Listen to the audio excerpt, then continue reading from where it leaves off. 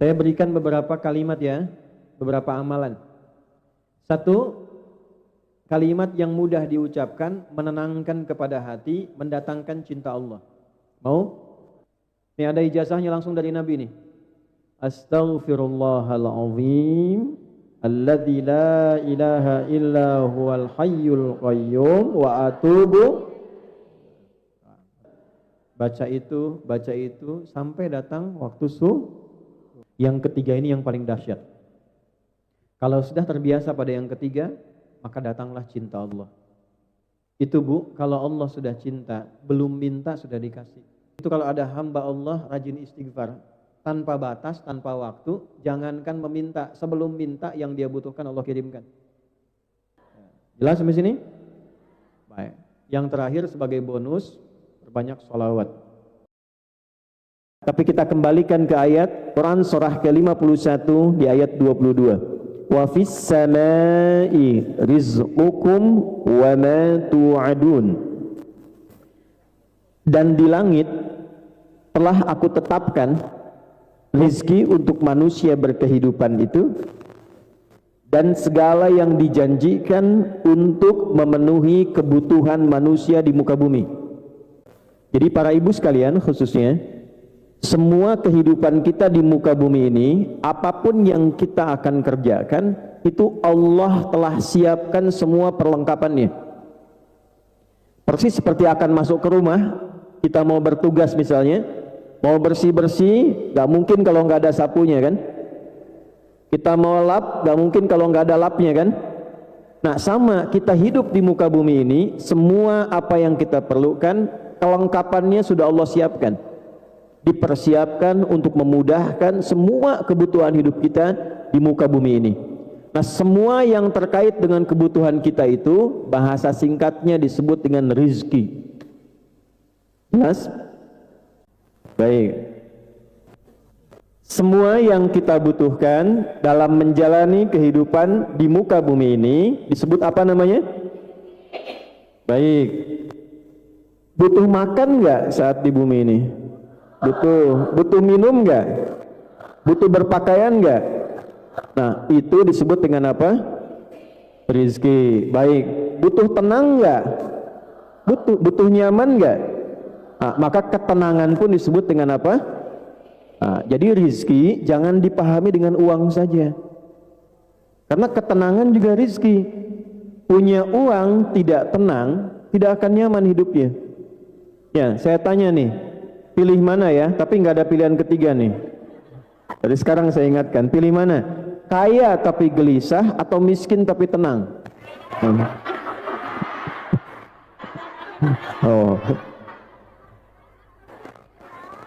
Oh, miskin tapi tenang. Kaya tapi, nah itu. Jadi, saya ingin tunjukkan pentingnya rizki berupa ketenangan. Karena banyak orang memahami rizki itu hanya untuk materi saja. Uang, rizki. Mobil, rizki. Dapat rumah baru, rizki. Dapat harta baru, dapat suami baru. Udah aja. Udah sini, fokus dulu. Tapi semua itu tidak akan pernah mendapatkan kebahagiaan kalau tidak disertai dengan Nah, termasuk di rumah, ketenangan oleh Al-Quran didahulukan dibandingkan dengan materi harta yang kita dapatkan.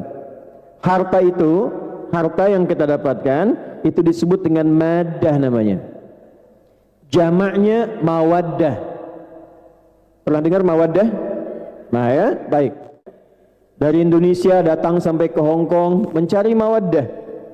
Ya, cari kebutuhan-kebutuhan, kadang dikirim ke rumah, ke kampung halaman, kadang dipakai di sini. Itu yang kita kumpulkan tuh mawaddah. Tapi dahsyatnya mawaddah ini ketika disebutkan di dalam Al-Quran didahului dengan sakinah. Baru setelah ada sakinah dan mawaddah, dengan sendirinya muncul rahmah. Ya, maka disatukan sakinah, mawaddah dan disingkat samara. Ya, bumbunya sambara. Udah, samara itu ada di Quran surah ke-30 ayat 21. Kenapa sakinah didahulukan ketenangan? Sebab kalaupun mawaddah ini banyak terkumpul, tidak ada sakinah, maka hampa kehidupan bahkan di dalam rumah tangga. Nah, saya ingin pahamkan dulu para ibu sekalian, fokus baik-baik, jangan pernah batasi rizki pada kebutuhan-kebutuhan fisik saja. Artinya yang dimakan digunakan oleh tubuh kita, pakaian, minuman, makanan, uang, dan seterusnya, itu betul rizki. Tapi ada rizki-rizki lain juga yang penting, bahkan ditampilkan dalam Al-Quran.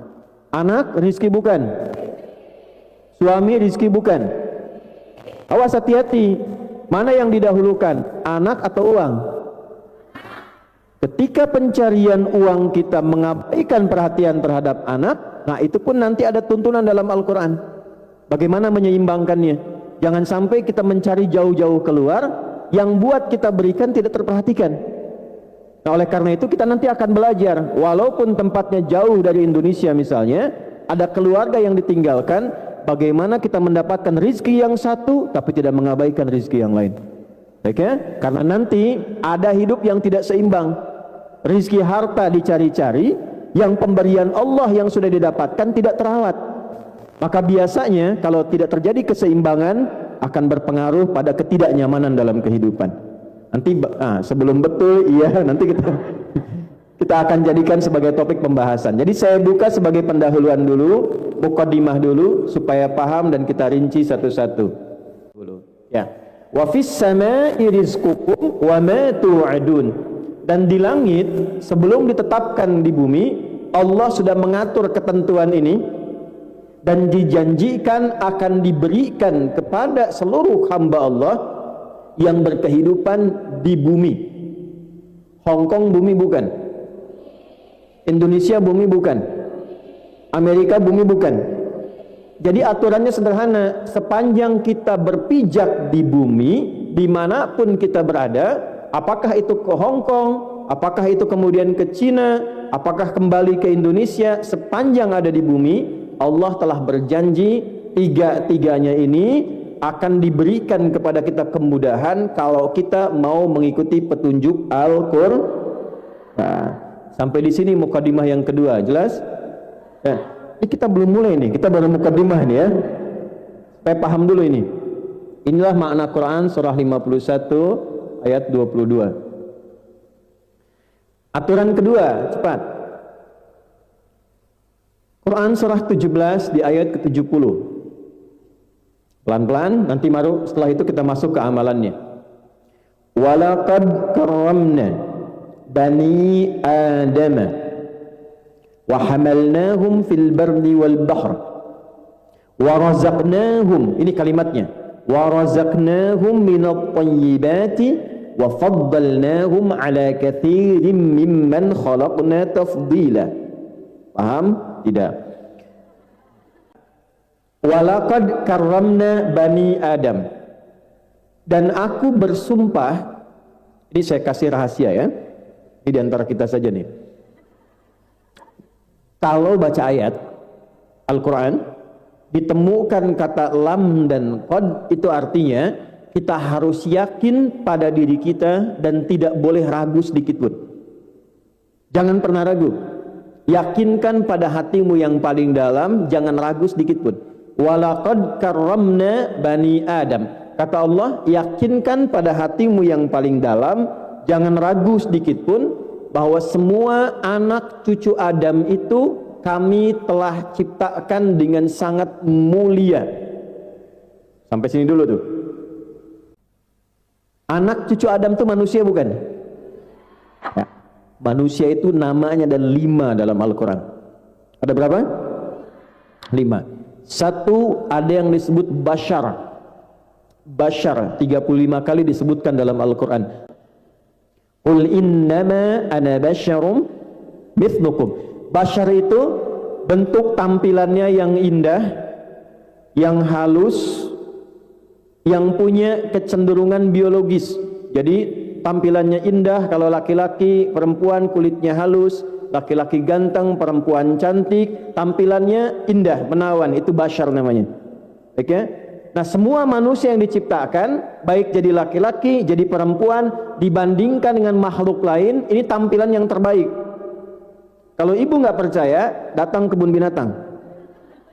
Ada kebun binatang nggak di Hong Kong nih? Absen satu-satu. Panggil harimau, cek. Secantik-cantiknya warna kulit harimau, tetap lebih cantik kulit ibu. Betul. Bandingkan aja coba. Ya, nggak percaya lagi, absen kedua, badak. Coba lihat. Ya, terus satu-satu. Jadi kalau sudah tahu fisik ini bagus, sudah baik, Allah tegaskan laqad khalaqnal insana fi ahsani. Nah, kalau sudah diciptakan bagus, tampilannya baik, jangan dirubah-rubah. Ya. Sebab perhatikan, takwim itu artinya bukan hanya tercipta baik, tapi diciptakan sesuai fungsi dan kebutuhannya. Jadi saya diciptakan begini, tidak seperti Ustadz Muhaimin, misalnya, atau sebaliknya, karena untuk hidup saya yang terbaik begini.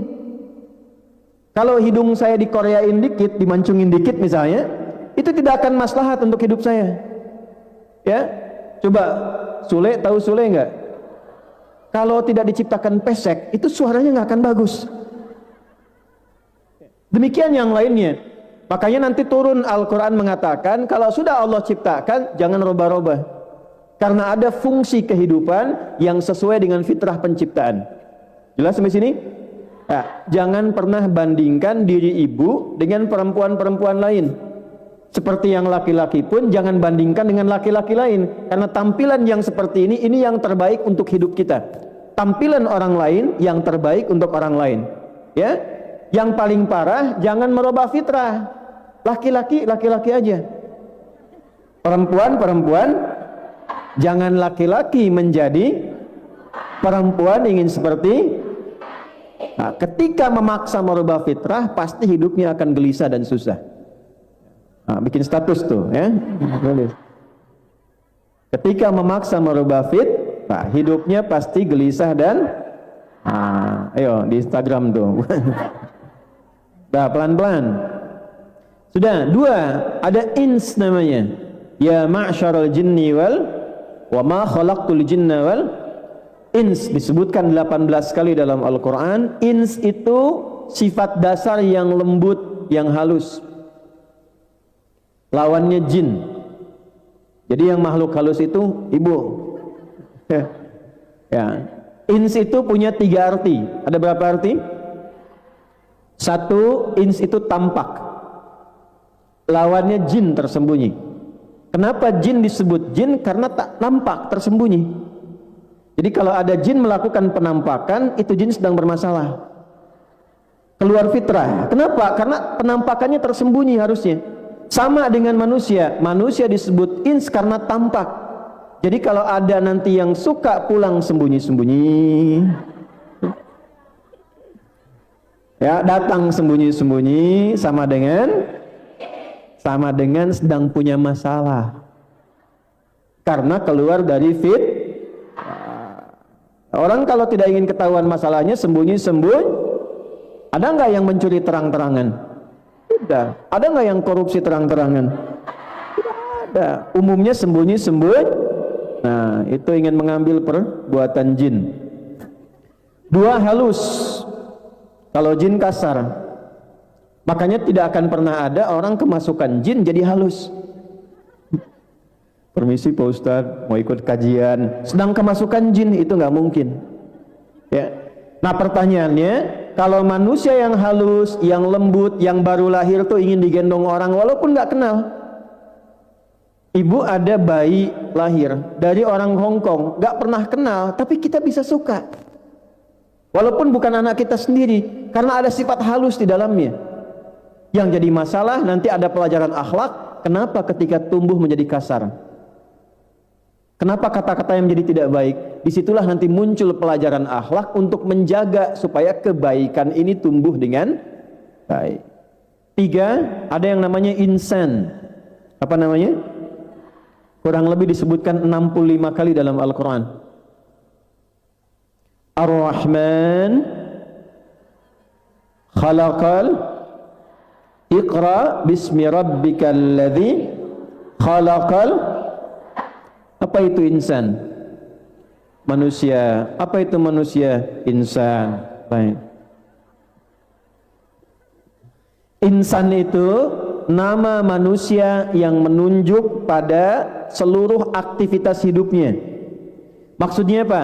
Kalau ibu keluarkan kata-kata insan di dalam Al-Quran, ada petunjuk bagaimana kita mengatur kegiatan supaya tertib, supaya rapi. Pagi apa yang dikerjakan, siang apa yang dilakukan, sampai ke isya, sampai ke malam. Itulah sebabnya kenapa sehari dibagi 5 waktu, supaya tertib menjalani aktivitas.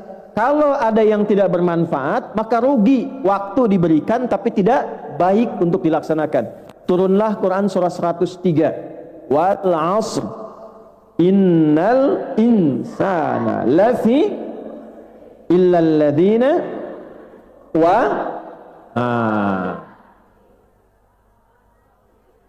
watawasaw. Aku bersumpah, kata Allah, demi modal waktu yang diberikan untuk hidup manusia beraktivitas. Kita sehari diberikan modal kurang lebih 24 jam. Pertanyaannya, dari 24 jam itu mana yang bermanfaat? Berapa jam yang jadi soleh? Ini dari tadi nunggu tadi sampai dengan di sini. Menunggunya sudah soleh belum? Bicaranya sudah soleh belum? Melihatnya sudah soleh belum? Jadi kalau ada 1 jam dari 23 jam dipakai dengan yang salah, tidak menjadi soleh, kata Allah rugi, tidak punya nilai. Nah, oleh karena itu dipandu dalam Al-Quran bagaimana menjadikan 20 jam, 24 jam ini semua aktivitas kita, kegiatan kita soleh di mata Allah. Ya, nah ini namanya apa? Nah, nanti kalau ngaji lagi ada ustadz yang lain lagi, silahkan nanti turunkan kata-kata ini. Ada panduan dalam Al-Quran memandu tubuh kita dari ujung kepala sampai ujung kaki menjadi soleh.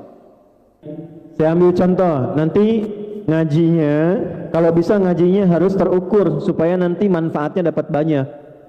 Ya, insan tadi, kalau dikeluarkan kata insan, nanti kita akan temukan bagaimana menggunakan fungsi dari tubuh dulu sebelum dipakai beraktivitas supaya semua yang digunakan di tubuh ini bermanfaat. Contoh, cepat saja.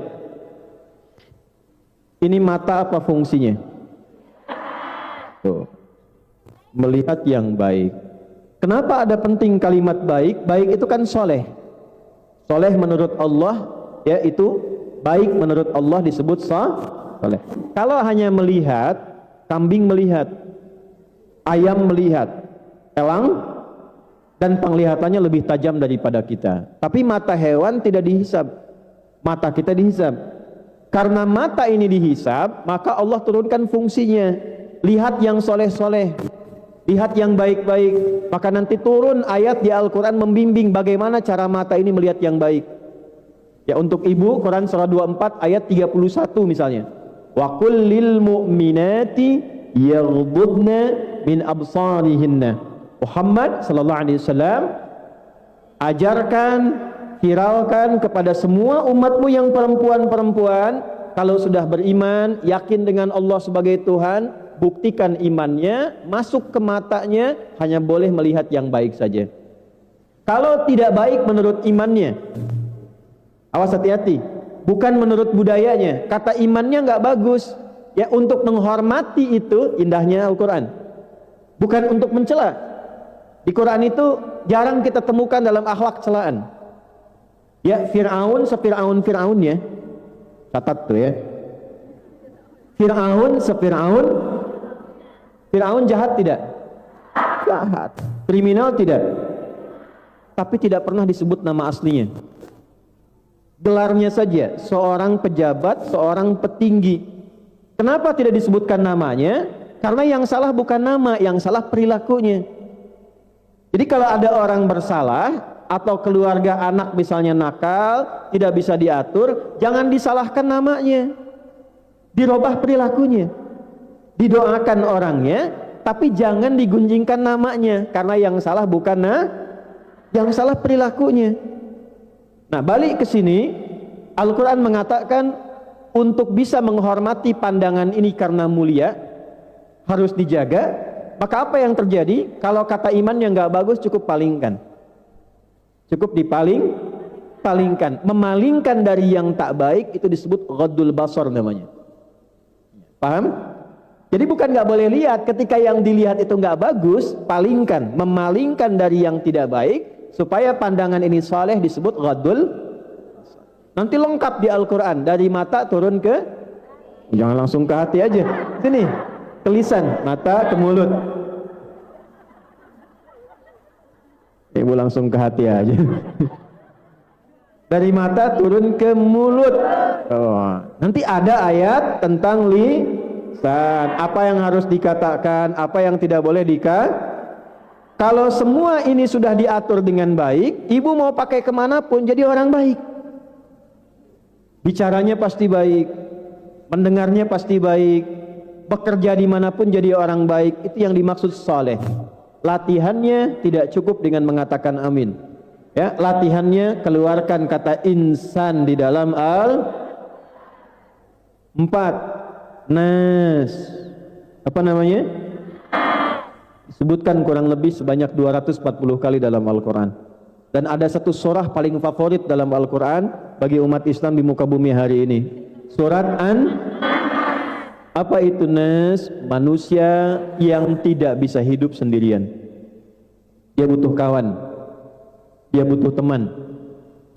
Karena itu nama ini memberikan pesan pada kita, catatin dengan baik ya, dimanapun kita berada, dimanapun kita berkehidupan, selalu membangun hubungan baik dengan orang-orang sekitaran kita dan jadikan sebagai bagian dari keluarga kita. Ya, ini pesan Al-Qurannya penting sekali karena nggak bisa hidup sendirian.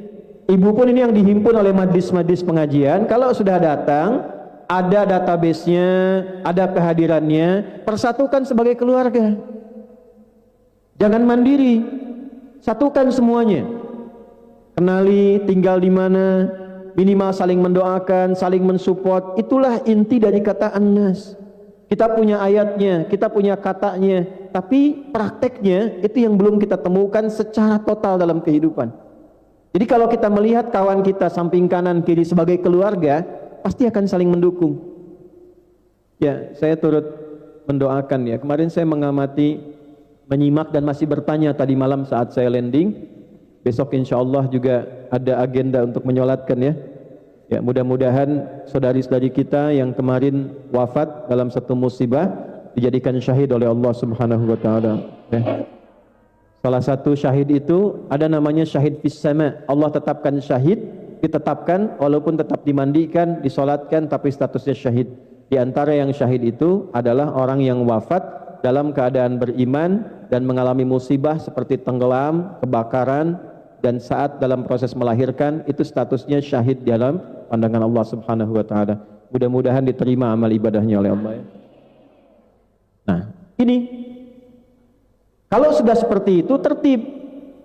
Jauh dari Indonesia, tinggal di Hong Kong, nasnya dipakai. Kita nggak bisa hidup sendirian. Kita pun butuh berinteraksi dengan orang-orang lokal. Maka bersikap baik pada orang-orang yang ada di Hong Kong, menaati aturan yang ada di sini. Kalau itu sudah dilakukan dengan benar, ada jaminan dalam Al-Quran, maka kehidupan itu akan dijaga oleh Allah dengan cara yang tertib dan baik. Ditemukan di Quran surah ke-49 itu ayat ke-13. Ya ayyuhan nasu, hai semua manusia tanpa kecuali, inna khalaqnakum min dzakari wa untha. Aku tetapkan kalian yang namanya manusia cuma ada dua jenis. Ada berapa jenis? Satu, min dzakarin, laki-laki, wa untha, perempuan. Wa ja'alnakum syu'uban wa qabaila, dan aku tetapkan kalian tidak ada yang hidup di satu tempat. Di Indonesia pun tidak ada yang satu pulau. Kita paling banyak pulaunya itu 13.677 pulau. Itu belum termasuk Pulau Gadung, Pulau Gebang dan yang lain-lain itu. Ya? Ada RT-nya, ada RW-nya, kelurahannya, kecamatannya. Tidak ada yang hidup di satu tempat. Termasuk keluar dari Indonesia, terbang kurang lebih 5 jam, kita temukan Hong Kong. Jadi selain yang di Indonesia, ada yang tinggal di mana? Hong Kong, ada yang di Malaysia, ada yang di Cina, di Afrika, di Amerika. Perhatikan kalimatnya. Lita'arafu. Apa itu ta'aruf? Ta'aruf itu bukan hanya saling mengenal, saling berkenalan, saling mengisi, saling mendukung, saling membantu. Jadi kalau sudah ada kata nas, ibu hadir di sini mengaji, praktekkan dalam kehidupan. Kalau sudah disatukan walaupun namanya pengajian, praktekkan ayatnya. Jadikan satu keluarga saling mendukung dalam berkegiatan. Paham? Sekarang kita masuk ke bab rizki yang ayat tadi, Quran surah 17 ayat 70. Yang di ayat ini Allah tidak sebutkan bashar, tidak sebutkan ins, tidak sebutkan insan. Yang disebutkan bukan nas, tapi yang disebutkan yang kelima. Walaqad karramna bani Adam.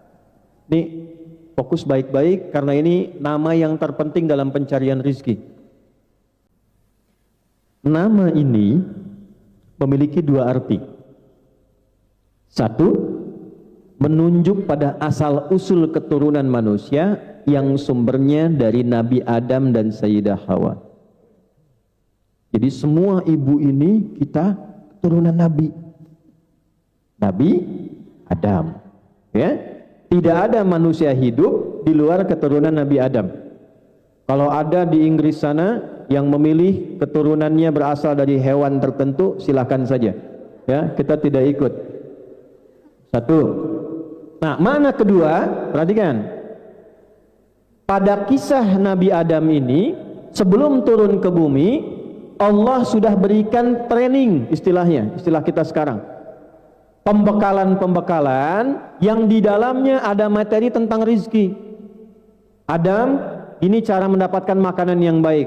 Ini cara minum yang baik. Ini cara berpetualang yang baik. Adam, ini cara mendapatkan kenyamanan, cara mendapatkan kesenangan. Kalau engkau kerjakan semua ini dengan pedomannya, aku jamin engkau, catat ini, engkau dan semua anak cucumu dimanapun beraktivitas, dimanapun bekerja akan selalu tenang dan senang. Ya, itu nanti ditemukan di Quran surat Al-Baqarah di ayat 30 sampai ayat ke-38. Saya percepat langsung ayat 38-nya. Qulna bitu minha jami'a fa imma ya'tiyannakum minni huda faman tabi'a hudaya fala khaufun 'alaihim wala hum yahzanun. Adam, Hawa, sekarang tugasmu di bumi dimulai, turun menjadi khalifah. Apa artinya khalifah? Khalifah bukan sekedar pemimpin, dia punya tiga arti. Yang pertama, khalifah itu segala yang mengandung manfaat. Jadi dimanapun ibu beraktivitas, dimanapun ibu berada, usahakan semua yang kita kerjakan bermanfaat. Kita jadi asisten di satu rumah, misalnya, ya, apa yang kita kerjakan bermanfaat.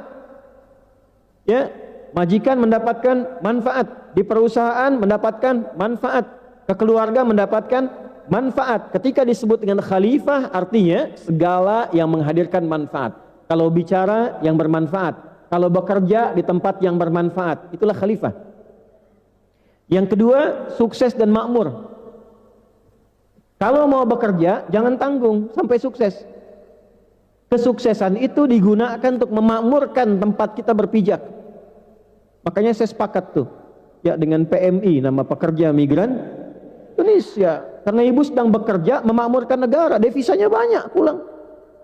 Ya, saya termasuk dari tahun 2005, sejak era Pak Jumhur Hidayat, itu saya termasuk yang menyuarakan kesejahteraan, ya, perlindungan bagi PMI yang sekarang disebut dengan PMI itu, Pekerja Migran Indonesia. Kenapa? Karena jasanya terhadap bangsa itu kuat.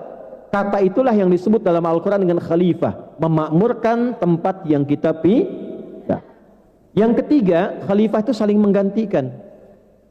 Gak ada yang abadi bu sifatnya. Semua yang tinggal di bumi akan digantikan oleh generasi yang lainnya.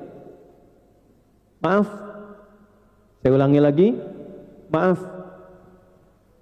Ibu ada kakek masih hidup? Masih. Kalau masih hidup, ada buyut? Masih hidup. Buyut meninggal digantikan oleh kakek kita. Kakek tidak ada digantikan oleh ayah ibu kita. Ayah ibu tidak ada digantikan oleh kita. Kita tidak ada digantikan oleh anak keturunan kita. Demikian saling menggantikan. Di negara pun begitu. Orang-orang yang senior digantikan oleh yang muda-muda kemudian hari. Maksud saya apa? Kenapa disebut khalifah? Walaupun ibu kerja jauh, jangan sampai lalai dalam perhatian pada keluarga, karena nanti yang menggantikan ibu itu anak-anak ibu juga. Yang menggantikan ayahnya, anak-anaknya juga. Itulah kenapa disebut dengan khalifah. Nah, dalam mengerjakan kegiatan ini, Allah turunkan pedoman. Kata Allah, Adam, Hawa, bawa tugas ini di bumi, aku siapkan pedoman disebut dengan hudan namanya. Apa namanya? Hudan itu nama umum. Nanti setiap umatnya diberikan nama khusus untuk membedakan umat satu dengan yang lain. Misal, ibu kenal Nabi Musa. Nabi Musa diberikan hudan. Nama kitabnya namanya misal di Quran surah ke-17 ayat kedua. Ya, perhatikan kalimatnya. Wa ataina Musal kitaba. Nabi Musa diberikan kitab namanya Taurat. Wa ja'alnahu hudal li bani Israil. Taurat ini petunjuk hidup khusus untuk Bani Israil di masa itu. Jadi kalau Bani Israel mengerjakan petunjuk ini, hidupnya tenang dan senang.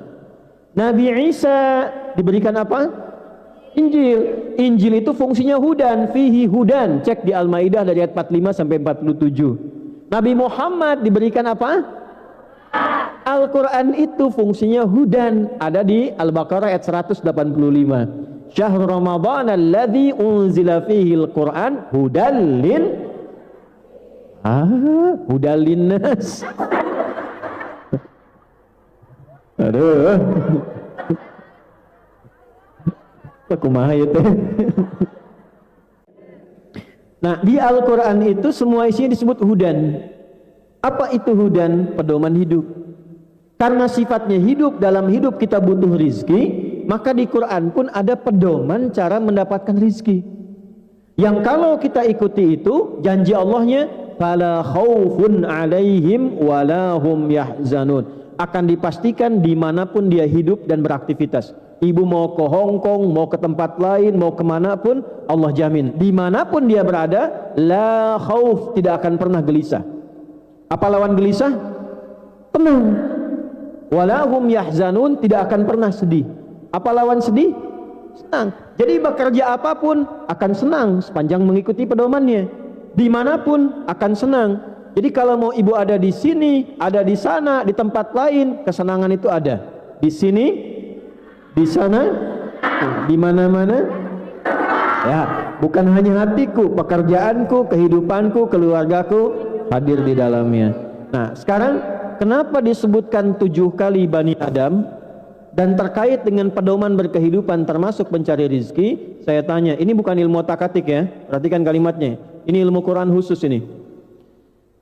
Kita itu beraktivitas, hidup, bekerja, berkehidupan dalam sepekan berapa hari? Seminggu berapa hari? Disebutkan 7 kali dalam Al-Quran. Kalau pedoman ini digunakan setiap kali ibu beraktivitas, bekerja 7 hari dalam sepekan, termasuk istirahatnya, kerjanya dan sebagainya, pastikan dalam keadaan apapun Allah jamin senang dan tenang. Nah, sekarang masuk ke bab rizkinya. Kalau sudah paham ini, masuk ke bab rizkinya. Wa razaqnahum minat thayyibat. Ketentuan yang pertama, kalau ingin mencari rizki, walaupun di tempat yang jauh dari tempat kita terlahir, tumbuh dan berkembang, singkatnya sampai ke Hong Kong ini misalnya, pastikan kaidah yang pertama, cari pekerjaan yang baik. Cari pekerjaan yang baik. Itu ada 5 nama. 1, Thayyib. 2, khair.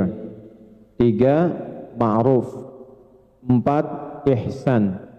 5, salih. Ya, saya ulangi sekali lagi. Nanti kalau belum jelas, ibu putar-putar tuh di YouTube-nya sampai berkali-kali ya. 1, thayyib. 2, khair. 3, ma'ruf. 4, ihsan. 5, salih. Jelas? Nah, untuk mencari rizki dari 5 nama ini Allah pilihkan satu nama, thayyib, dijamakkan menjadi thayyibat. Kalau jamak sedikit atau banyak? Maksudnya apa? Allah ingin mengatakan ini yang baik-baik sudah saya tebarkan banyak. Kalau saya sudah siapkan banyak yang baik, mengapa memilih yang tidak baik? Karena ada resiko ketika memilih yang tidak baik, mungkin uangnya banyak dapatnya, tapi karena tidak baik, tidak membuat keadaan hidup kita pun menjadi lebih baik. Kata Allah, harusnya tenang, nanti jadi gelisah. Harusnya senang, nanti jadi nggak nyaman. Jadi Allah itu ketika menurunkan hukum, bukan ingin membuat kita sulit, bukan, supaya hidup kita bahagia. Saking pentingnya bahagia, ibu bikin judul mencari rezeki yang berbahagia. Nah, kalau ingin mencari rezeki yang membahagiakan, kata Allah, saya sudah tebarkan yang baik-baik. Kalau sudah Allah siapkan yang baik-baik, maka kita tinggal mencari menemukan yang baik itu sesuai dengan yang Allah ingin. Nah, jelas sampai sini? Nah, sekarang ya, jadi yakinkan dulu pada hati kita bahwa ketika kita jadi orang baik, diciptakan orang mulia, rizkinya pun harus Kalau mencari dengan cara yang tidak baik, itu pasti membuat gelisah. Bagaimana mengetahui yang baik itu? Ada 2 caranya. 1, thayyib itu bisa dengan caranya. Yang kedua bisa bentuknya atau jenis pekerjaannya. Keduanya punya hukum, satu hukum. Dipasangkan kata thayyib dengan satu hukum mencakup 2 arti. Tadi ibu sudah tulis ayatnya, ditemukan di Quran surat kedua Al-Baqarah di ayat 168. Pakai nas lagi. Ya ayyuhan nasu kulu mimma fil ardi halalan. Baik cara ataupun jenisnya dipasangkan kata thayyib dengan kata halal. Ya ayyuhan nasu, hai semua manusia tanpa kecuali. Kalau ada kata nas dipasangkan nanti dengan kata rizki, nas itu artinya umum. Tadi sudah saya bahas di awal kan. Jadi kenapa saya awalkan? Karena pembahasan itu akan selalu mengingat bahasan-bahasan yang di awal tadi. Kata nas kalau dipasangkan dengan rizki artinya tidak ada batas dalam pencarian tempat. Tadi masih ingat Quran surah 49 ayat 13, ya ayyuhan nasu inna khalaqnakum min dzakarin wa untha wa ja'alnakum syu'uban wa qabaila. Jadi kalau ibu mau cari sampai ke Hong Kong, bagaimana hukumnya? Boleh tidak? Boleh. Karena mencari rezeki itu Allah sebutkan kalimat pertamanya dengan kata nas. Artinya nggak ada batas. Ibu tinggal di Sukabumi misalnya, ya, hubud dunya. Sukabumi itu bahasa Arabnya hubud dunya. Suka hubun bumi dunia, suka bumi hubun. Enggak ada di Sukabumi yang cocok, silahkan ke Jakarta. Enggak ada yang cocok di Jakarta, silahkan ke Sumatera. Enggak ada yang cocok di Sumatera, silahkan ke Kalimantan. Enggak ada yang cocok di Kalimantan, silahkan ke Papua. Tidak ada yang cocok di Papua, ibu nyebrang ke Malaysia. Enggak cocok sampai ke Hong Kong. Hong Kong cocok, ambil. Kenapa? Karena dalilnya ya ayyuhan. Kalau ibu ditanya, ibu kenapa mencari rezeki sampai ke Hong Kong? Ya ayyuhan nas. Jelas? Nah, cocok boleh, tapi tidak boleh dicocok-cocok kan. Karena itu muncul kaidah selanjutnya. Kulu mimma fil ardi. Silahkan cari makan. Kerja. Kenapa disebutkan cari makan? Karena umumnya orang kalau ditanya mau kemana dalam bekerja, jawabannya biasanya mencari sesuap nasi, kan? Walaupun yang dimakan satu rice cooker. Ya ayyuhan nasu kulu mimma fil, carilah di bagian bumi yang bisa kamu jangkau. Di sini nggak ada yang cocok, ya. Bukan karena tidak berbakat, tapi tempatnya tidak sesuai. Jadi kalau ibu banyak ditolak di berbagai tempat, bukan karena ibu tidak unggul, bukan, karena keistimewaan ibu tidak cocok berada di tempat itu. Cari tempat lain. Allah ciptakan kita itu dengan istimewa. Kalau ada tempat yang tidak sesuai, berarti keistimewaan kita belum dibutuhkan di situ. Ya, nggak harus selalu bersyukur. Ya, supaya tidak banyak kecewa, melamar di sini ditolak, kecewa. Ini jangan, cara berpikirnya begini, kalau di tempat tertentu kita tidak dibutuhkan, kita ditolak, katakan, terima kasih ya Allah, keistimewaanku belum dibutuhkan di sini. Cari tempat lain. Jelas? Nah, sekarang hari apa? Minggu. Oh iya. Ahad kan? Baik, Ahad, ada yang nyebut Minggu, ya. Nanti Senin, Selasa, Rabu. Kukira ini hari Minggu, ternyata nanti hari Rabu. Nah, kukira engkau menunggu, ternyata cari yang pekerjaan maksudnya. Pekerjaan sampai ke liang lahat. Kalau Anda menunggu pekerjaan yang tidak cocok, selalu cari yang baru sampai ke liang lahat. Itu maksudnya. Tuh. Nah, sini. Jadi kalau nanti ada yang tanya Ustadz, ibu kenapa sampai ke Hong Kong? Ibu jawab, ya ayyuhan kulu mimma fil ardi. Baik, belum selesai. Halalan. Kalau ingin dapat yang thayyib tadi, yang sudah Allah tebarkan, kaidah yang pertama, temukan yang thayyib itu prinsipnya dengan yang Untuk menemukan halal ini didapatkan dengan dua hal. Satu, lihat cara mencarinya. Apa lawan halal?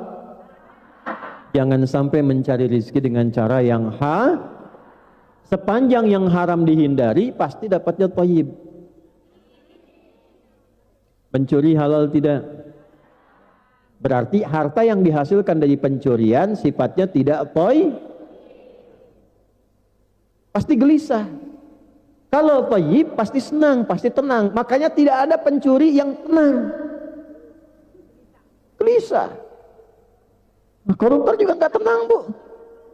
Jangan dikira koruptor itu tenang. Makanya ketika mau korupsi sembunyi-sembunyi, nggak ada yang terang-terangan. Ya, oh, itu kijangnya sudah akan sampai, tolong dijemput ya. Kijang tuh, padahal uang korupsi. Ya, nggak mau ketahuan. Makanya kalau sudah berbuat kejahatan yang besar, pasti melakukan yang kecil-kecil. Untuk menutupi kejahatan yang besar, minimal yang kecil-kecil. Mulai dari bohong, nanti muncul nyogok. Artinya apa? Hidupnya tidak Ibu jauh-jauh sampai ke Hong Kong. Kalau untuk cari yang haram, untuk apa? Jelas? Jadi saya tidak ingin dengar lagi ada kasus di Hong Kong pencurian misalnya.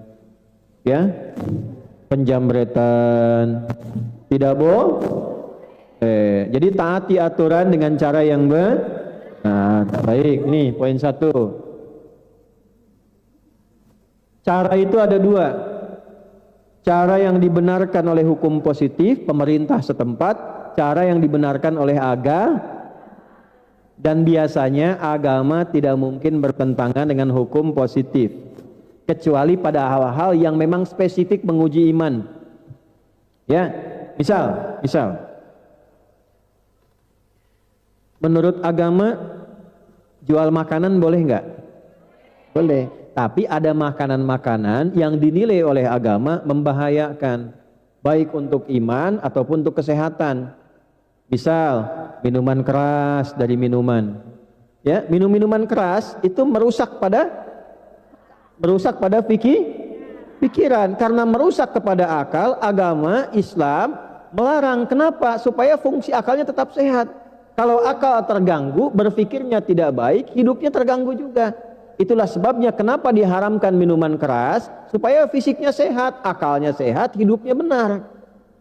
Kalau itu dikonsumsi, ibu mau kerja dimanapun, tiba-tiba mengkonsumsi itu, pekerjaan akan terganggu. Minimal kalau akalnya rusak, bicaranya tidak teratur. Kalau bicara sudah tidak teratur, siapa yang bisa menggunakan jasa ibu dalam kehidupan? Tidak ada. Nah, oleh karena itu, yang pertama dipastikan, kalaupun secara hukum pemerintahan misalnya boleh, tidak dilarang, tapi kalau hukum agama mengatakan tidak dibenarkan, maka coba cari peluang lain, kesempatan lain yang kira-kira bisa menggunakan cara pencarian rezeki yang lebih baik. Maksudnya apa? Walaupun uangnya banyak, tapi didapatkan dengan cara yang tidak baik, itu tidak akan membahagiakan. Ujungnya jadi penyakit nantinya. Ya, jelas sampai sini? Ya, pilih mana? Gaji 100 juta haram atau 10 juta halal?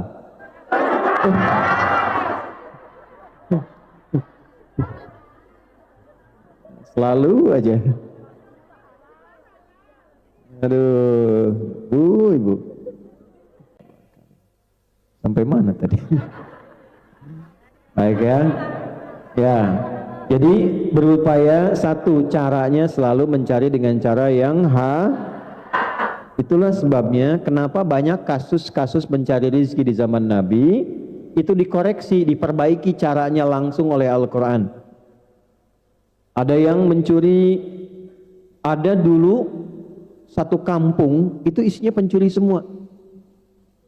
Zaman jahiliyah, sekampung pencuri semua. Kampung pencuri, namanya Ghifar. Yang berasal dari Ghifar ini disebut Al-Ghifari. Ya, jadi kalau ada yang namanya Al-Ghifari, kampung pencuri itu. Dulu. Sebelum Islam.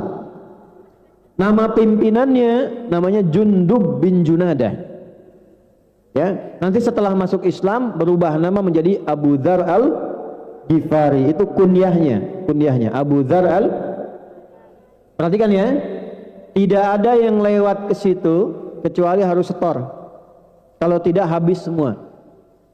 Tapi setelah masuk Islam, ditinggalkan pekerjaan itu, berubah pekerjaan itu, tiba-tiba ibu tahu apa yang terjadi? Rizkinya mengalir banyak, hidupnya tenang, jadi dai, pensiun jadi preman, jadi ustadz, sekampung masuk Islam banyak, tiba-tiba berubah tempat itu, desa itu, dari desa tukang begal, desa pencuri, berubah jadi desa yang baik, desa yang menginspirasi, desa orang-orang soleh. Saking bangganya dengan nama itu, maka ingin banyak disebut orang dengan nama Al-Ghifari. Asalnya desa preman. Jadi kalau ada film preman pensiun, nah itu dulu sudah ada. Ya, namanya Abu Dzar Al-Ghifari. Nah, pokoknya meninggalkan yang haram untuk mengejar kepada yang halal, itu pasti Allah ganti. Ya, dirubah ketidakbaikannya, dirubah hal-hal yang tidak menyenangkannya, dirubah. Pertama kali diberikan oleh Allah itu ketenangan. Jadi kalau Allah menginginkan ibu berubah, ya, yang pertama dikasih bukan dunia, Bu, terlalu kecil. Saya ulangi ya, yang pertama Allah kasih pasti bukan dunia. Misal nih, ada pekerjaan yang nggak tepat, ibu pengen cari yang lebih baik. Itu yang Allah berikan pertama kali, bukan gaji yang banyak dulu, bukan uang yang banyak, tapi yang pertama Allah kasih ketenangan dulu pada hati. Itu yang mahal. Nanti kalau hati sudah tenang, sudah bisa megang uang yang halal, sudah bisa menggunakan yang sedikit tapi berkah, Allah tambah tanpa batasan. Abdurrahman bin Auf sebelum masuk Islam kaya, tapi kayanya dari hasil yang tidak baik. Allah tidak ingin terjadi masuk Islam yang tidak baiknya dibuang semua, mulai dari awal usaha lagi, tiba-tiba 2 tahun jadi orang nomor 3 paling kaya di kota Madinah. Setelah 4 tahun, 5 tahun Nabi meninggal dunia, jadi orang nomor 1 paling kaya di Madinah, yang kapaknya saja ada cerita mengatakan terbuat dari emas. Ada kajian menghitung, saya waktu mendapatkan referensi menghitung itu, kurang lebih valuasi itu nilai hartanya waktu itu, kalau dihitung sekarang itu jumlahnya 14.000 triliun. Utsman bin Affan modalnya kebun dengan sumur. Setelah masuk Islam, diwakafkan itu, dijadikan amal saleh, sampai sekarang kebunnya masih ada, punya hotel setelah 15 abad. Penghasilan dari hotel itu disedekahkan untuk umat Islam, baik yang di Madinah ataupun orang luar yang membutuhkan. Mau seperti itu? Nih caranya, Allah sudah tebarkan yang halal, sudah tebarkan yang thayyib. Kalau sudah diberikan yang baik, jangan cari yang tidak baik. Dah, itu cara yang pertama. Dua, jenisnya, bentuknya. Pekerjaan apapun yang halal, yang bisa menjaga kehormatan fisik kita, akal kita, dan iman kita, itu boleh. Pekerjaan apapun yang halal, yang bisa menjaga fisik kita. Ibu kalau kerja, fisiknya ini, maaf sekali, saya ulangi lagi ya, maaf sekali, fisiknya ini tidak terlukai, tidak terganggu, tidak ada resiko tersakiti, tidak tersiksa. Itu syarat pertama, boleh. Walaupun gajinya 1 miliar, tapi resikonya misalnya nyawa, tidak ada ketenangan, tidak ada kenyamanan dan sebagainya, itu dipandang kurang baik dalam agama. Boleh jadi apapun, yang penting tertata. Oh, saya mau jadi asisten di satu rumah tangga, boleh, lihat jam kerjanya. Apakah menyiksa kepada tubuh? Tidak. Lihat majikannya, perilakunya bagaimana, bisa merendahkan martabat? Tidak. Kalaupun gaji yang ditawarkan besar tapi kehilangan martabat, kehilangan waktu istirahat yang panjang, kehilangan ketenangan, jangan dipertaruhkan, karena masih ada rezeki Allah yang terbaik ditempatkan di tempat-tempat yang lain. Jelas? Ya. Saya insya Allah lihat kalau di Hong Kong ini aturannya sudah cukup baik ya, sudah stabil. Beberapa tempat itu kalau saya berikan pembekalan, saya selalu lihat dan saya terangkan tempatnya. Misal kalau di Arab, Arab itu dibagi dua. Ada Arab, ada A'rab. Kalau Arab itu orang kota, kalau A'rab itu orang pegunungan, orang daerah padang pasir. Beda karakternya. Kalau Arab di kota karena terdidik, itu kalimat-kalimatnya baik, perhatiannya baik. Tapi kalau daerah padang pasir, asyaddu nifaqa wa kufra. Ya, asyaddu kufra wa nifaqa. Karakternya keras, keinginannya tinggi. Jadi kalau naik mobil pun kalau ke Arab, supirnya itu dari Arab, itu ada caranya. Yang masuk pertama harus laki-laki, baru perempuan ikut. Kalau keluar, perempuan harus duluan, baru laki-laki setelah itu. Dan seterusnya, karena karakternya berbeda. Nah, di tempat manapun, mau di kantor, mau di pabrik, mau di rumah, dipastikan diupayakan satu, pekerjaan yang menyelamatkan terhadap tubuh seutuhnya. Jelas? Dua, akal. Jangan sampai mencari pekerjaan yang di dalamnya ada bentuk atau jenis yang merusak terhadap akal. Walaupun dapat hasilnya banyak, tapi ada resiko akalnya terganggu, maka mohon maaf sebaiknya mencoba mencari pekerjaan yang kerja di tempat minuman tapi harus ikut nyobain dulu misalnya. Nah, itu kan tempat-tempat tertentu. Tiga, iman. Apa? Ditawari gaji tapi harus meninggalkan Islam misalnya. Bekerja gajinya banyak tapi nggak bisa sholat misalnya. Nah ya, halo, ada yang begitu? Pilih mana? Nggak ada pilihan ketiga, awas nih. Karena ini ujian iman, jawab yang betul. Pilih mana? 6.000 dolar Hong Kong tapi bisa sholat 5 waktu, atau 60.000 dolar Hong Kong tapi nggak bisa sholat sama sekali.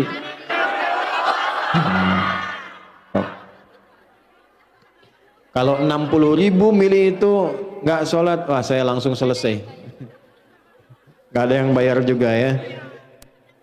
Sudah lihat sini. Kenapa saya sampaikan ini? Karena akan ada tiba satu masa, satu waktu, orang sudah silau dengan dunia, tak peduli dengan iman. Itu bahaya. Di satu tempat di Indonesia itu pernah ada pengaduan hanya untuk kerja jaga toko, dapatnya tidak seberapa, tapi dilarang menunaikan sholat. Ingat ya Bu ya, dunia tidak satu saat akan nanti yang dibawa pulang itu bukan bekal yang sekarang didapatkan di dunia, karena alamnya beda. Saya tanya sama ibu nih, di dunia saja hukum sudah beda. Di Hong Kong sama nggak hukum dengan di Indonesia? Mata uangnya sama nggak? Beda. Nah, beda tempat saja di dunia sudah beda hukum. Terus ibu mau pulang ke akhirat mau hukumnya sama? Nggak mungkin. Hukum akhirat beda. Ke alam kubur saja sudah beda. Ibu di dunia pakai pakaian begini, kadang seragaman, kadang dilihat yang bagus dan sebagainya. Tapi begitu masuk ke alam kubur, beda alam, pindah dunianya, tidak berbeda, tidak sama lagi, maka yang dikenakan pun tidak akan sama. Pakaiannya apakah begini? Tidak. Apakah handphone yang kita cari, gaji pertama saya buat handphone ini, nanti masuk ke alam kubur dibawa nggak? Tidak. Dolarnya dibawa nggak? Rupiahnya dibawa nggak? Tidak. Oh, nanti saya mau bawa handphone masuk ke alam kubur. Kuburkan ya, kalau kamu kangen miss call aja. Nggak bisa. Miss call dzarratin syarriyah. Gak nyambung. Nah, yang dibawa apanya? Amalnya. Amal pertama yang akan membantu kita saat pindah alam itu, kita yakin sebagai orang beriman, amal pertamanya, ingat dari awal tadi, ada fisik, ada akal, ada roh. Saat meninggal yang dicabut apanya? Rohnya. Maka yang dibawa itu amalan rohnya. Nah, amal roh ini beda dengan fisik. Makanan fisik, makan, sarapan, macam-macam. Makanan akal, belajar, baca. Makanan roh itu ibadah, sholat, bu, baca Quran.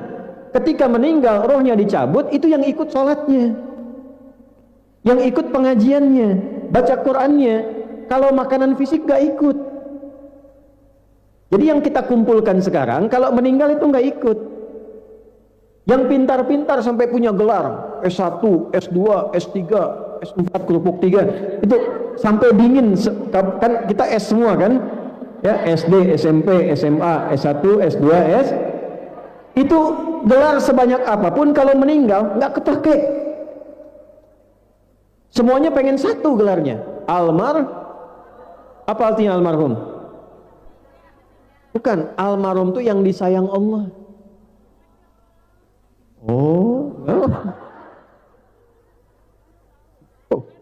Almarhum itu yang disayang, dari kata rahimah, almarhum yang disayang Allah. Ini nggak kenal Allah pengen disayang, nggak pernah sholat pengen disayang. Kenal Allah enggak, sholat enggak, baca Quran juga enggak, meninggal pengen disayang. Gimana? Ibu mungkin nggak sayang suami orang? Tidak, karena ibu nggak kenal. Ya, ini nggak kenal Allah, pengen disayang. Jadi gelar itu akan hilang. Ini pakaian yang dibawa tidak akan dikenakan.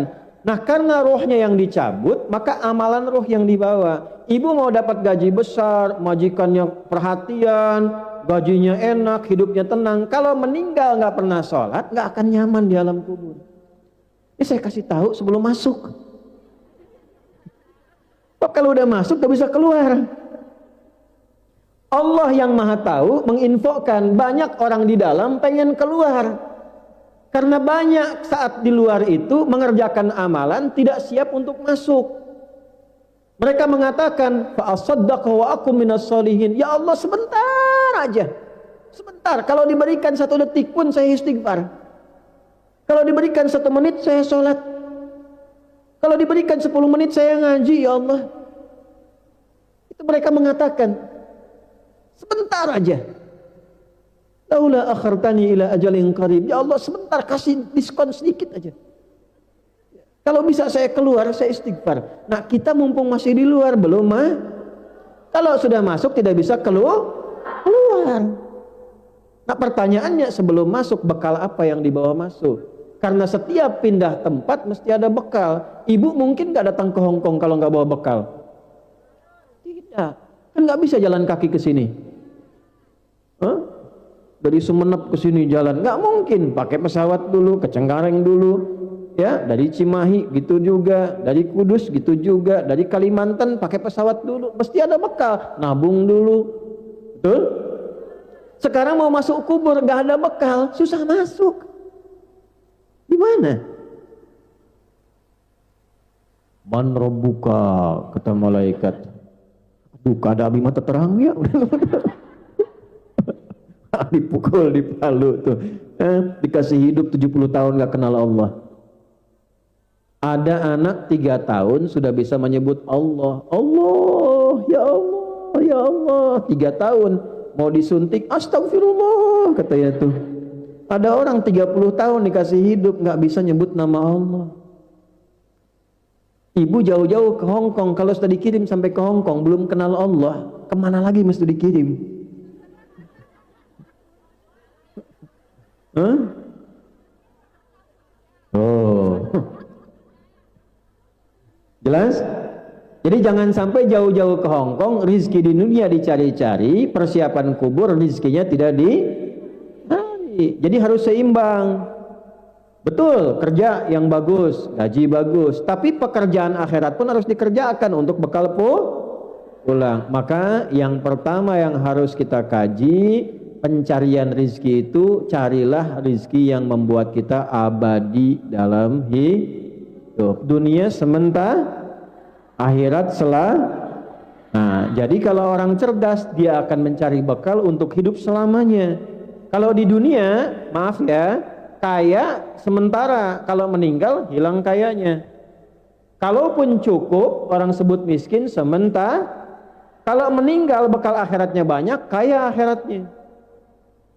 Nah, jadi bekal yang pertama, satu, untuk mencari rizki yang halal tadi, maka dibagilah kepada 2 bagian, cara dan bentuk. Caranya harus halal, bentuknya harus biasanya suka lupa. Kalau sudah lupa suka nggak ingat. Ya, ini mohon maaf nih. Mohon maaf. Yang kita butuhkan untuk tubuh, untuk akal, untuk roh. Biasanya banyak orang mencari rezeki untuk tubuhnya saja. Untuk rohnya tidak dilakukan. Ini yang membuat gelisah dalam hidup. Maka pengajian ini berfungsi mengingatkan lagi supaya ada keseimbangan. Sampai ke Hong Kong kerjanya bagus, sholatnya juga bagus. Nah, sekarang kita masuk ke bagian yang kedua, amalan-amalan yang memudahkan mendapat rezeki sekaligus membahagiakan dalam mendapatinya. Yuk kita catat amalnya satu-satu ya. Masih ada waktu? Sampai jam berapa? Baik, ya nggak apa-apa. Silahkan ibu sampai jam 1. Saya sampai jam 12 selesai. Yuk, 1 ya. Saya tes dulu, tes. Pelan-pelan. Masih ingat tadi kita mencari rezeki jenisnya ada berapa? Baik. Tubuh kita ini ada berapa jenis? 1 apa? Fisik. 2 apa?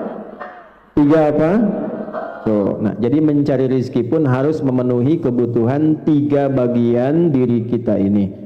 Fisiknya, akalnya, atau apa? Rohnya. Sekarang kita mulai dari rezeki untuk roh dulu. Ini materinya agak dalam.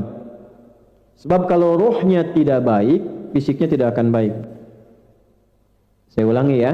Kalau rohnya sakit, fisiknya ikut sakit. Dan obatnya nggak akan ditemukan di rumah sakit. Iri, dengki, ria, itu penyakit hati. Kalau sakit hati, iri hati, tidak ada iri mata. Iritasi. Dengki hidung misalnya, nggak ada. Ibu cari itu rumah sakit secanggih-canggihnya di Hong Kong, klinik. Saya pusing gitu. Apa gejala yang dirasakan? Kalau majikan saya beli tas baru, saya pusing. Gak ada obatnya. Nah, maka yang pertama, yuk amalan untuk mendapatkan rizki bagi roh. Quran surat 13 ayat 28. Ala bidzikrillahi tatma'innul qulub. Yakinkan pada hatimu yang paling dalam, dengan banyak berzikir kepada Allah akan memberikan ketenangan pada hatimu. Jadi rizki yang paling tinggi untuk roh, untuk kolbu kita adalah ketenangan. Tadi yang pertama ditulis, rizki pertama untuk kebutuhan kolbu, yaitu Ini langsung Allah yang sampaikan. Ini intinya. Ala wa inna fil jasadi mudghatan idza salahat salahal jasadu kulluhu wa idza fasadat fasadal jasadu kulluhu ala wa hiyal qalb. Ada inti kehidupan manusia, kalau itu tenang yang lain baik semua. Kalau ini enggak tenang, rusak kolbunya, maka semua tubuhnya pun akan rusak. Nah, amalan untuk ketenangan kolbu itu hanya satu. Karena yang menguasai kolbu itu Allah, yang mencipta Allah, di dalamnya ada roh yang punya Allah, yang tahu siapa Allah. Kata Allah, amalan kolbu itu adalah Jadi orang yang sering berzikir, orang yang senang berzikir, sesungguhnya dia mendapatkan rizki langsung dari Allah untuk ketenangan jiwanya. Baik, pelan-pelan. Jadi kalau ibu sedang gelisah, bekerja sedang ada masalah, hati tidak tenang, obatnya sudah ada ini rezekinya. Bukan bikin status. Buka Instagram. Ih, nggak nyangka ya. Nah, itu sedang nyangka. Orang yang bilang nggak nyangka sedang Jadi sekarang sudah tahu kalau sedang gelisah, sedang nggak enak, sedang ada masalah, apapun pekerjaannya, sedang bikin nggak tenang, alihkan kemana? Ke Sekarang apa saja bentuk zikir itu? Ya, sekarang kita rinci. Ya, kalau sudah tahu, sudah selesai pengajian. Jenis-jenis zikir. 1. Pelan-pelan. Saya berikan beberapa kalimat ya, beberapa amalan. 1, kalimat yang mudah diucapkan, menenangkan kepada hati, mendatangkan cinta Allah. Mau? Istighfar. Waktunya ada 3. 1, ada istighfar yang kalau dikerjakan, ibu lakukan di waktu itu mudah mempercepat ya terkabulnya doa dan mendatangkan rezeki dari Allah. Waktunya sesaat sebelum masuk waktu subuh. Kalau bisa ibu lakukan dulu tahajud sebelumnya, walaupun 2 rakaat. Kalau mau tahajud masih ingin baru memulai, sebelumnya belum pernah tahajud, jangan banyak-banyak dulu. Nabi juga kasih rumus, sholatul laili matna matna. Sholat malam itu kalau ingin bangun malam, ingin tahajud misal, jangan dipaksa banyak dulu. Kata Nabi, matna matna, mulai 2 rakaat dulu. Itu pun pilih surat yang paling mudah kita hafalkan. Boleh. Jangan maksa, wah 2 rakaat, satunya Al-Baqarah, keduanya Ali Imran misalnya. Itu pun Alif Lam Mim juga, cuman sekali langsung ruku. Enggak, ini betul. Dalilnya Al-Muzammil ayat ke-20, faqra'u ma tayassara minal Quran. Silahkan tahajud, baca yang paling mudah, yang paling ringan. Misal, karena ini lagi musim dingin misalnya di Hong Kong, kul ya. Baca 3 kul. Rakaat pertama qul a'udzu birabbil falaq. Rakaat kedua qul a'udzu birabbin. Nah, nanti witir qul huwallahu ahad. Enggak apa-apa. Enggak sampai nyaman dulu aja, yang penting nyaman. Nanti kalau sudah merasa bosan dengan 2 rakaat, tambah lagi 2 rakaat. 2 rakaat lagi misalnya ad-duha dengan al-insyirah. Enggak apa-apa, sampai merasa nyaman dulu. Jangan dipaksakan langsung 11, langsung 23. Nanti begitu capek besoknya nggak mau lagi. Betul. Nabi juga bacanya yang ringan-ringan. Nabi itu kalau tahajud yang ringan. Tapi ringan versi Nabi beda dengan ringan versi Nabi itu paling ringan rakaat pertama 100 ayat Al-Baqarah. Ya pernah ada yang mau ikut di belakang beliau, beberapa sahabat. Ya pernah ikut tuh di belakang beliau. Ternyata rakaat pertamanya begitu 100 ayat Al-Baqarah, ditunggu mau ruku nyambung sampai selesai. Betul, dikira mau ruku nyambung Ali Imran. Dikira mau ruku nyambung An-Nisa. Begitu selesai 5 juz 4 halaman kurang lebih, rakaat pertama 5 juz 4 halaman kurang lebih, ruku. Rakaat pertama. Besoknya nggak ada lagi yang ikut. Nah, maka mulai dengan apa? Tahajud dulu. Nah, tahajud pun kalau bisa jangan terlalu awal. Kalau baru mau memulai ya, belum terbiasa, dekatkan ke subuh. Bisa subuh jam berapa tadi?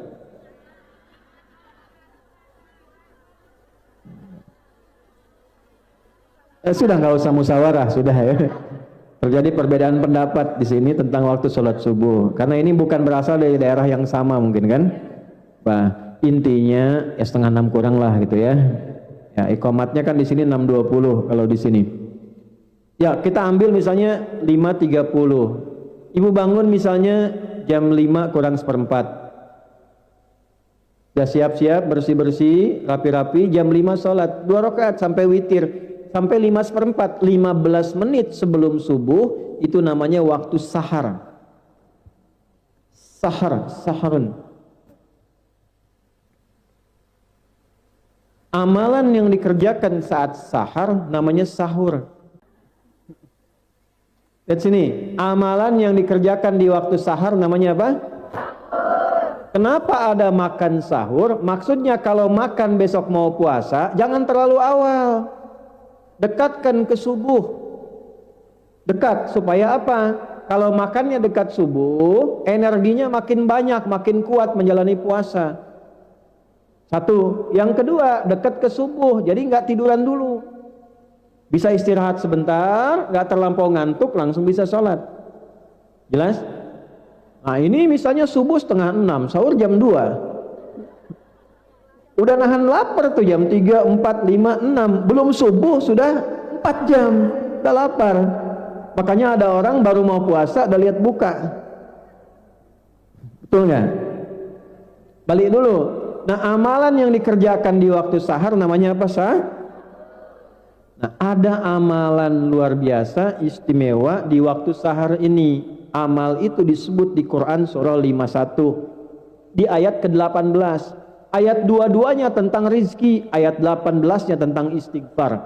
Jamak dari kata sahar namanya ashar. Wabil ashari hum yastaghfirun.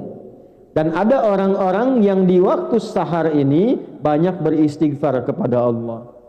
Nah istighfar di waktu sahar itu, awas nih rahasianya, itu bisa mempercepat datangnya rizki dari Allah.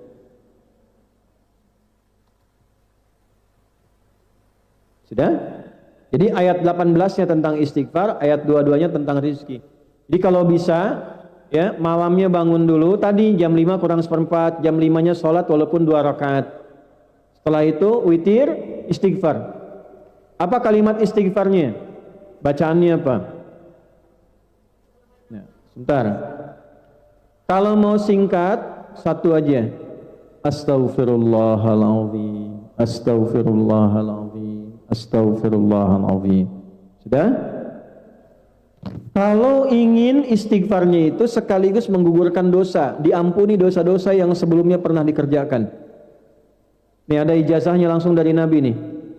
Astaghfirullahaladzim alladzi la ilaha illa huwal hayyul qayyum wa atubu. Bagus. Itu ya. Kalau bisa astaghfirullahaladzim alladzi la ilaha illa huwal hayyul qayyum wa atubu ilaih. Jelas? Baca itu sampai datang waktu subuh. Di alarm aja. Kasih alarmnya adzan misalnya, karena kan jarang terdengar sampai ke rumah kan? Baik. Nggak ada adzan kan? Nah, dan ibu nggak harus adzan sendiri. Pakai aja suara alarm, pas jam sekian adzan, berhenti, siap-siap waktu subuh. Coba mulai praktekkan. Lagi sudah masuk bulan Rajab nih, praktekin. Ya, siap? Nah, nanti lihat setelah itu perbedaannya seperti apa. Nah, yang kedua, ada istighfar yang dilakukan saat berbuat salah.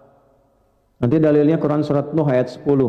Faqultu astaghfiru rabbakum innahu kana ghaffara. Tuh lihat setelah itu, yursilis samaa 'alaikum midrara wa yumdidkum, melipat gandakan harta.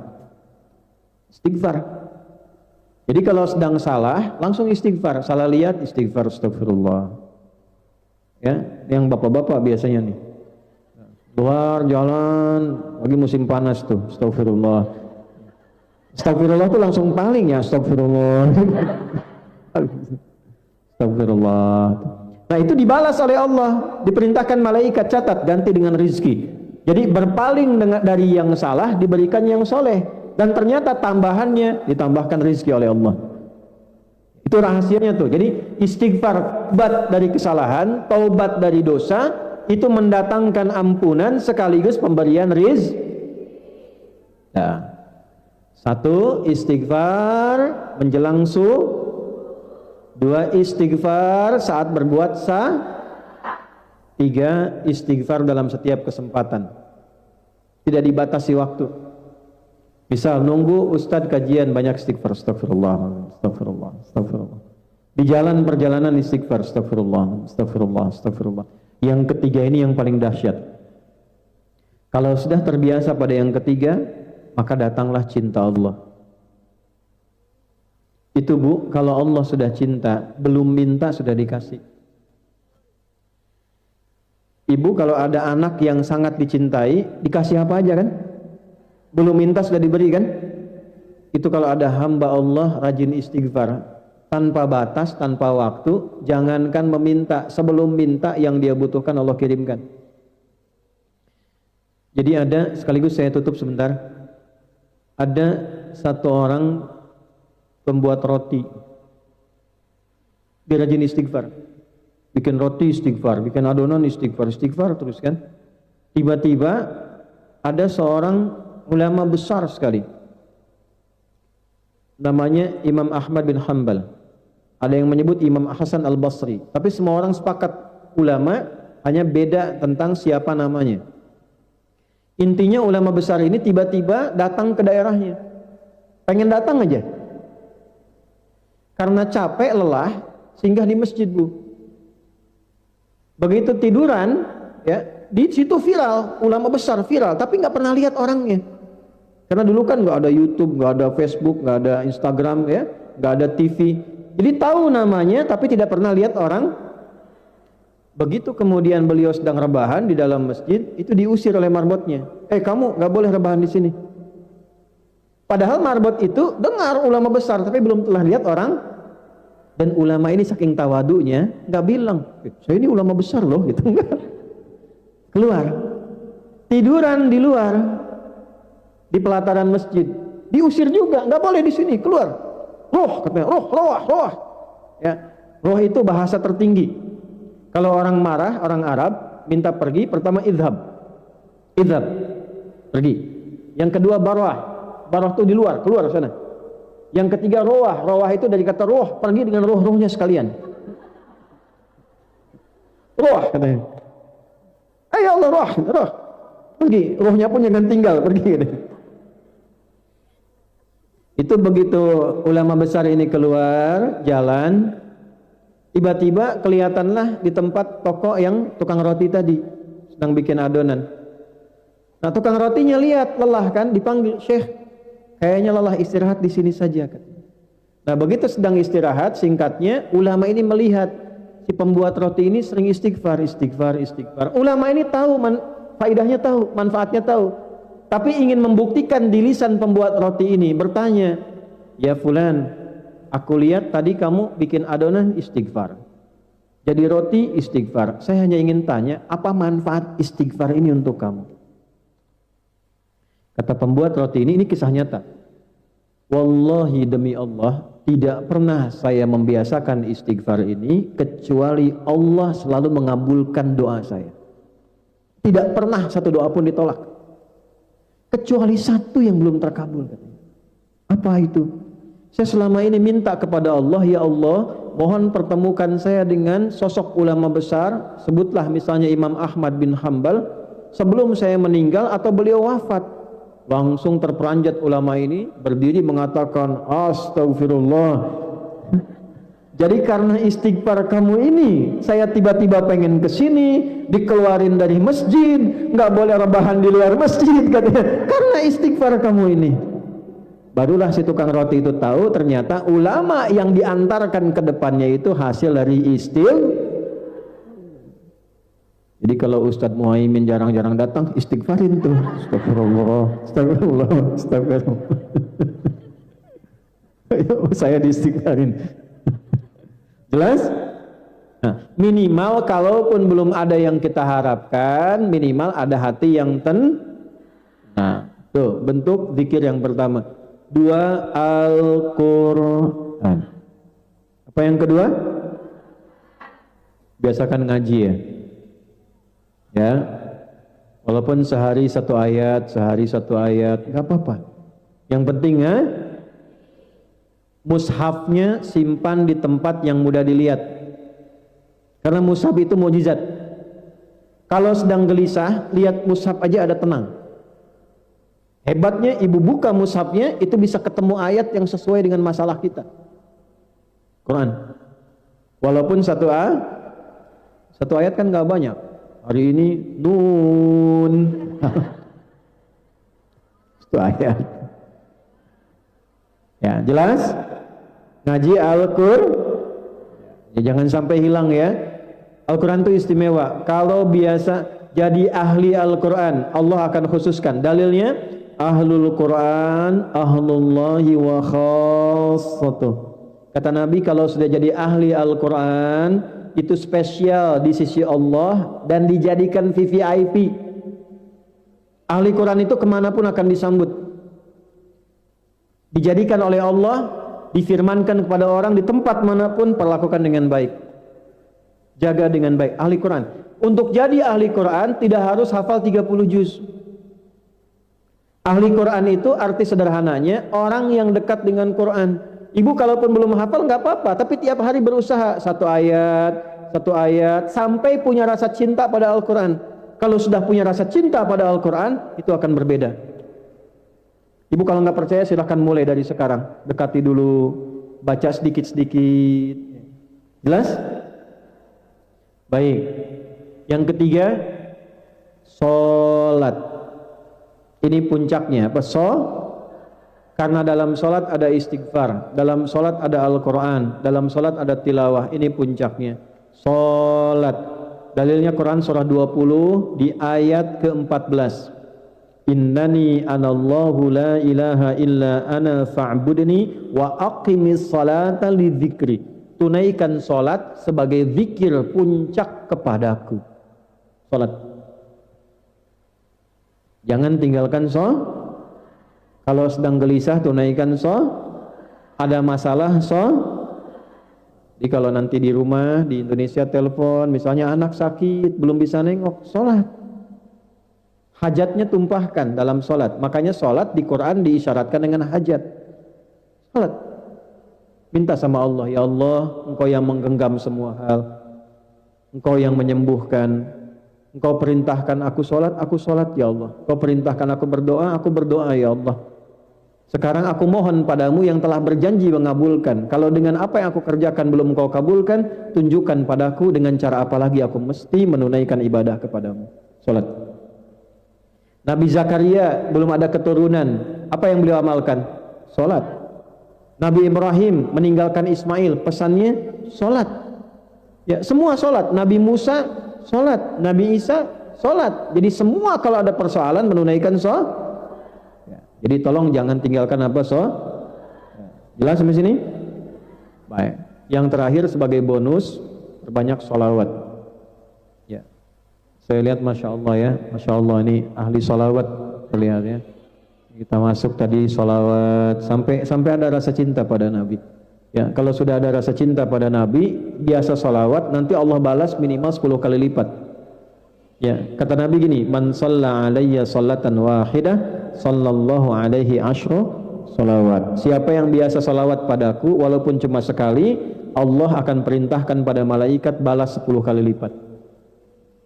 Nah itu, ini rizki yang pertama. Jadi kalau sudah bisa sholat, berarti masih dapat rizki. Orang yang walaupun gajinya besar, kerjanya enak, tapi dia tidak sholat, sejatinya dia belum mendapatkan rizki dari Allah. Minimal untuk kebutuhan rohnya. Bisa sholawat, istimewa. Bisa baca Quran, istimewa. Bisa istighfar, luar biasa. Jadi ini bagian pertama, mencari rizki di tempat yang jauh dan membahagiakan. Intinya satu. Sudah capek?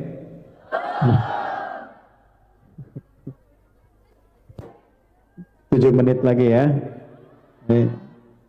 Duhur jam berapa duhur? Jam 1, masih ada waktu ya. Maksud saya 7 menit kita jeda dulu, tanya jawab. Ya, saya tanya, ibu jawab. Untuk memastikan yang saya sampaikan ibu paham tidak, ya? Atau ibu tanya, ya, jawab. 1, zikir. Utamanya 2.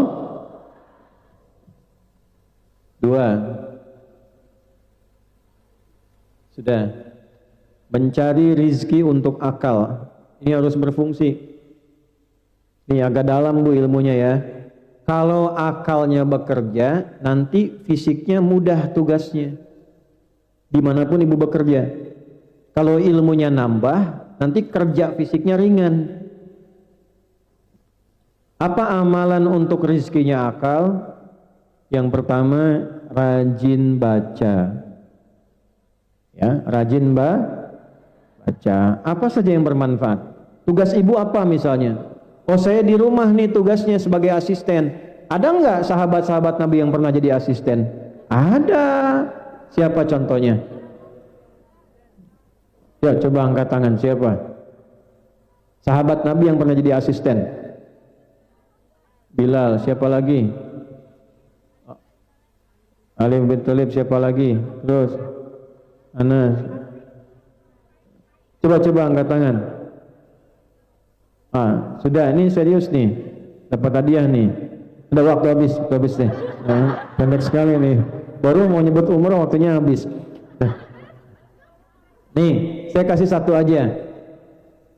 Asisten Nabi itu ada yang anak-anak remaja ada yang dewasa ada. Di antara yang dewasa itu ada yang namanya Anas bin Malik. Itu dari remaja sampai dewasa, kurang lebih 20 tahun mengasisteni Nabi. Tahu nggak apa yang terjadi?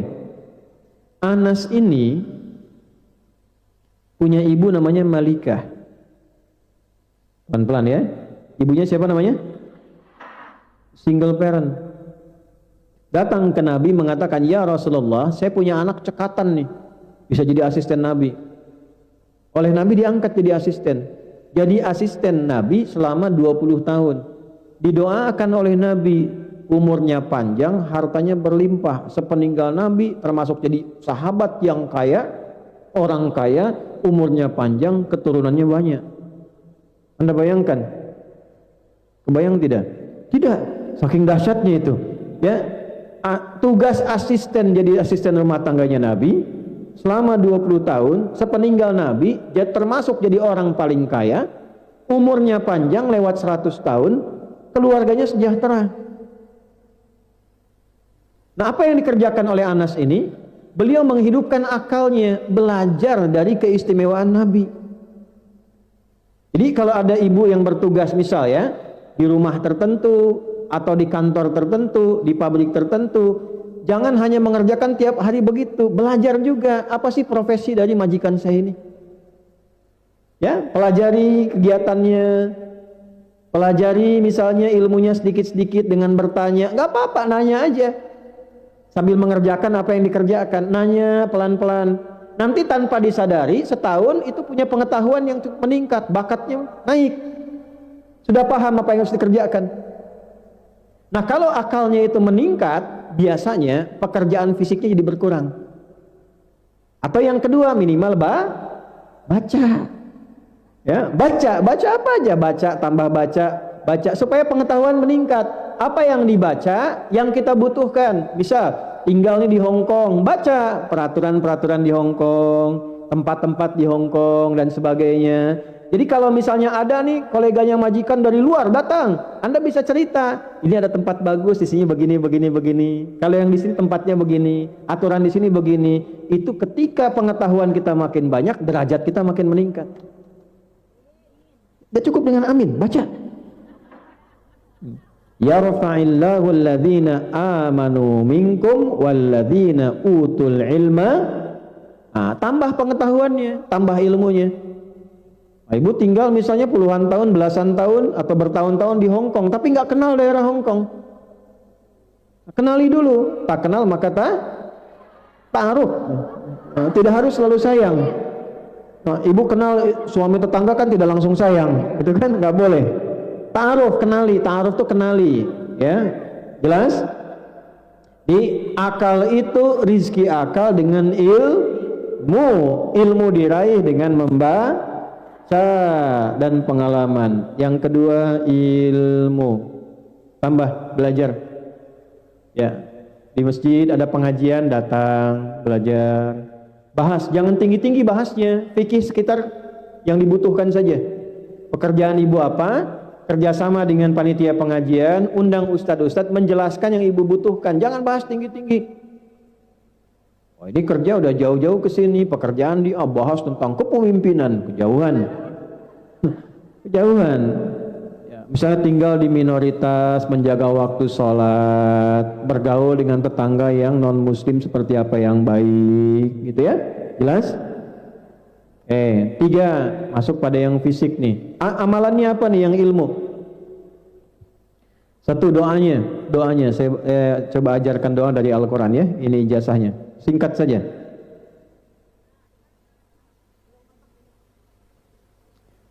Rabbi zidni ilma. Sudah? Rabbi zidni ilma. Sampai situ dulu ya. Wa qur rabbi zidni ilma. Itu aja, Rabbi zidni ilman, Rabbi zidni ilman. Kalau mau ngaji, baca itu dulu, Rabbi zidni ilma. Kalau mau tambahkan warzuqni, ya Allah, tambahkan padaku selalu pengetahuan dan berikan kemampuan untuk memahami. Karena ada yang nambah ilmu tapi tidak itu bahaya. Pelan-pelan. Jadi yang kedua, rizkinya akal itu dengan Jadi selama di Hong Kong pelajari tempat-tempat, ibu catat. Tempat ini ada ini, beli ini ada di sini. Nanti kapan-kapan misalnya ada tamu, ada siapa, atau ada kolega dari tuan rumah nanya-nanya, ditanya, kita nggak kaku, tahu. Jelas? Nah, itu kalau sudah seperti itu, dianggapnya level kita naik nantinya. Nah, kalau sudah naik pengetahuan banyak, ibu bisa mencari tempat yang lebih lagi yang sesuai dengan pengetahuannya. Rizkinya pun akan otomatis naik. Jelas sampai sini? Kalau bukan ibu, siapkan anak-anaknya. Anda boleh bekerja apapun, tapi siapkan anak memiliki derajat yang lebih tinggi dari orang tuanya. Ya. Jangan sampai anak putus sekolah. Kalau bisa sekolahkan yang tinggi, sampai sarjana, sampai lulus, dan itu ada kebanggaan luar biasa. Ya. 3, rizki yang sifatnya fisik ini.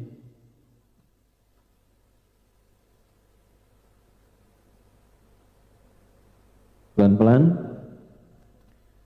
Saya cek dulu untuk memastikan rizkinya roh apa itu? Zikir. Rizkinya akal, ilmu.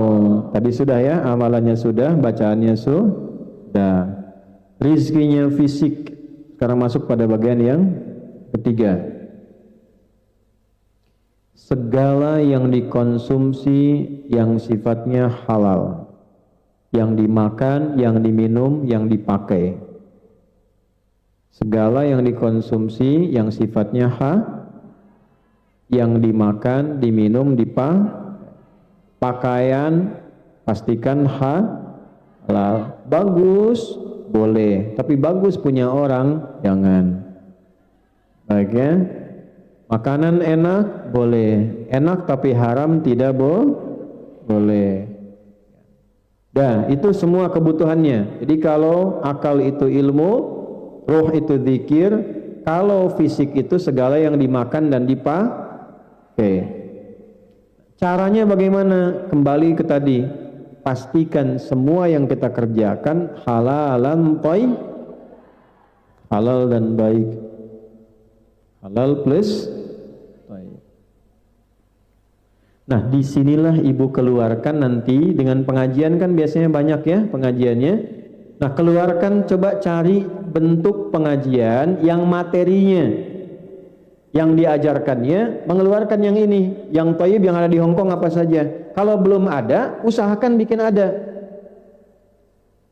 Misal, ini kan 170.000 kurang lebih. Tadi malam bahkan saya dapat data 185.000 orang Indonesia yang ada di Hong Kong. Kalau misalnya 80% itu Muslim, butuh makan kan? Ya, kenapa nggak diupayakan misalnya bikin kayak kantin untuk orang-orang Indonesia yang Muslim misalnya? Cari makanan yang halal. Artinya ada peluang kan? Peluang untuk masak, peluang untuk bikin restoran, peluang untuk macam-macam kebutuhan. Ini kan butuh berpakaian yang bisa digunakan untuk sholat kan? Berarti ada peluang kan? Peluang untuk jual pakaian yang baik, yang syar'i dan sebagainya. Ada perangkat-perangkat yang bisa digunakan. Nah, itu apa yang bisa dilakukan? Kalau tidak dengan komunitas ini, bisa berkomunikasi dengan yang Hong Kongnya siapa? Bekerja sama dan sebagainya. Nah, di luar itu hal-hal yang umum silahkan cari, ya dicek. Makanya tadi saya katakan yang nomor 2 itu, kenali di sini mana saja pekerjaan yang halal, mana saja pekerjaan yang thayyib. Ada yang sifatnya halal tapi belum tentu thayyib. Ada yang thayyib tapi belum tentu maka dicari halalan thayyib. Jelas sampai sini?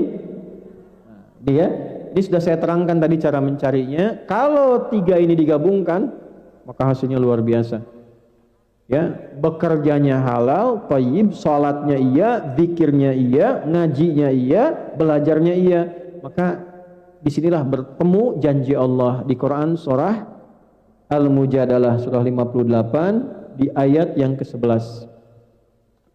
Yarfa'illahu alladhina amanu minkum walladhina utul ilma darajat. Allah akan angkat derajat, status, tanpa ibu harus update status, mau di Facebook, mau di Instagram, mau dimanapun. Allah yang update langsung, diangkat statusnya sepanjang syarat ini terpenuhi. Imannya dijaga, ilmunya bertambah. 2 ini dipakai mencari rezeki, maka kebahagiaan itu tidak harus dikejar, dia akan datang dengan sendirinya. Ya kan? Jadi mulai hari ini Anda bisa buat status, bahagia itu sederhana ketika aku kenal Allah. Ya. Kan orang banyak bahagia itu sederhana, bisa minum teh di atas gunung Rinjani, ya kan? Naiknya aja susah gitu kan? Bahagia itu sederhana, bisa makan nasi uduk di atas menara Hong Kong, ya kan? Datangnya jauh. Ya, bahagia itu sederhana ketika aku bisa sholat. Bahagia itu sederhana ketika lisanku bisa berzikir. Bahagia itu sederhana ketika pekerjaanku halal dan thayyib. Maka silahkan rasakan bedanya, bedakan rasanya dan pasti terasa